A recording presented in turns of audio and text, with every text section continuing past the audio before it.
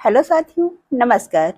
मेरा नाम विमला पाल। मेरे YouTube channel video with Vimla पर आप सभी लोगों का बहुत बहुत स्वागत है। दोस्तों, और बताइए आप लोग कैसे हैं। उम्मीद करती हूँ कि आप लोग ठीक होंगे, स्वस्थ होंगे। दोस्तों, मेरा आप लोगों से अनुरोध है कि अगर आप लोगों ने अभी तक मेरे चैनल को सब्सक्राइब नहीं किया है तो प्लीज़ चैनल को सब्सक्राइब कर दें, लाइक और कमेंट अवश्य करें। और जो लोग चैनल को सब्सक्राइब कर चुके हैं उनसे मेरा यह अनुरोध है कि वीडियो को लोगों में शेयर अवश्य करें।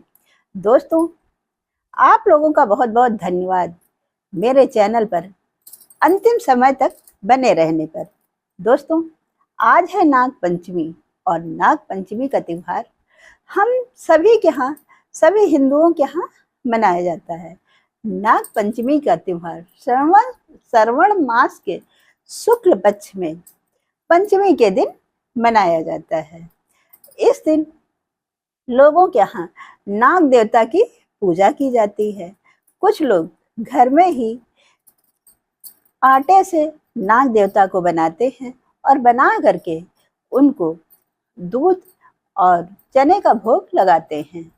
दोस्तों, और आज के दिन हमारे हिंदू भाई बहन मंदिरों में जा करके नाग देवता को दूध और चने अर्पित करते हैं।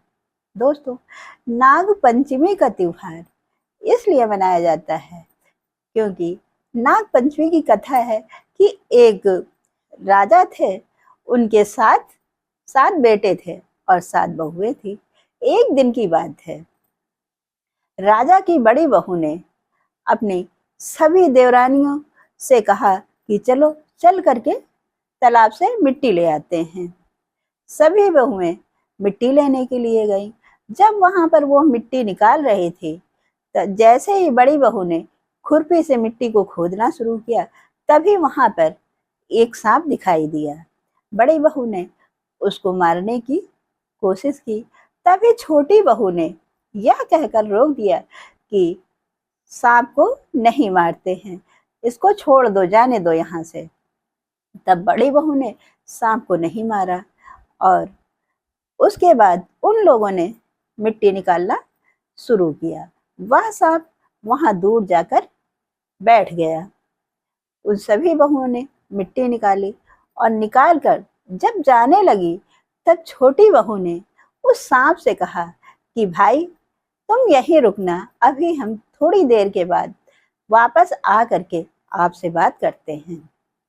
यह कहकर वह सभी देवरानी जिठानी मिट्टी लेकर के अपने घर को चली गई। जब वह सभी घर पहुंची तो काम के चक्कर में छोटी बहू अपने द्वारा कही हुई बात भूल गई कि नाग देवता वहां पर उसका इंतजार कर रहे हैं।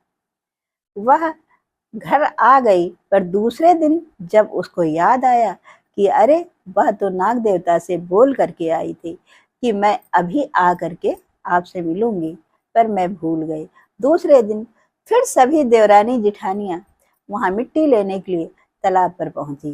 जब पहुंची तो क्या देखा कि वह नाग वहीं पर बैठा उस छोटी बहू का इंतजार कर रहा था। यह देख करके छोटी बहू ने नाग देवता से कहा कि भाई, मुझको क्षमा कर दो, मैं घर के काम के चक्कर में भूल गई और तुम अभी तक मेरा इंतजार कर रहे हो। तब वह नाग कहने लगा कि अच्छा हुआ जो तूने अपनी गलती को स्वीकार कर लिया और मुझको भाई बना लिया, वरना मैं तो इतने गुस्से में था कि तुझको डस लेता। उसके बाद वह नाग उस अपनी बहन से कहने लगा कि आज से तू मेरी बहन हो गई और मैं तेरा भाई हो गया हूँ। जब तुझे मेरी कभी आवश्यकता पड़े तो मुझको याद कर लेना और मैं तेरे घर पहुंच जाऊंगा। उसके बाद वह सारी देवरानी जिठानियां अपने घर पहुंच गईं और घर पहुंचने के बाद एक दिन की बात है, उस नाग ने मनुष्य का रूप धारण किया और राजा के महल में पहुंच गया। जब वहां पहुंचा तो वहां जा करके उसने कहा कि मैं इसका भाई हूँ और इसको लेने के लिए आया हूँ। तब वहां पर और बाकी उसकी जिठानियां कहने लगी कि इसका तो कोई भाई नहीं है, तो तुम कहाँ से भाई बन करके आ गए हो। तब वह नाग कहने लगा कि मैं इसका चचेरा भाई हूँ और मैं बाहर रहता था, अब आया हूँ, इसलिए मैं अपने साथ अपनी बहन को लेकर जाऊंगा। और यह कह करके उसने अपनी बहन को ले जाने के लिए आग्रह किया। राजा ने उसकी बहन को भेज दिया। जब वह अपनी बहन को लेकर जा रहा था, तब उसने रास्ते में कहा कि मैं वही नाग हूँ जो तुम्हें तालाब पर मिला था, और अगर मैं अपना रूप बदल लूं तो डरना नहीं, और जहां तुम्हें चलने में दिक्कत लगे तो मेरी पूंछ पकड़ लेना। और फिर उसके बाद दोनों भाई बहन बात करते हुए चले गए। वह नाग उस अपनी बहन को अपने घर ले गया। घर ले जा करके उसकी बहन रहने लगी वहां, कुछ समय तक रही। एक दिन उस नाग की माँ ने को किसी काम से जाना था। तब उसने उस लड़की से कहा कि ऐसा है, मैं कहीं काम से जा रही हूँ और तुम मेरे बेटे को ठंडा दूध देना, गरम नहीं देना। और इतना कह करके वह काम से चली गई।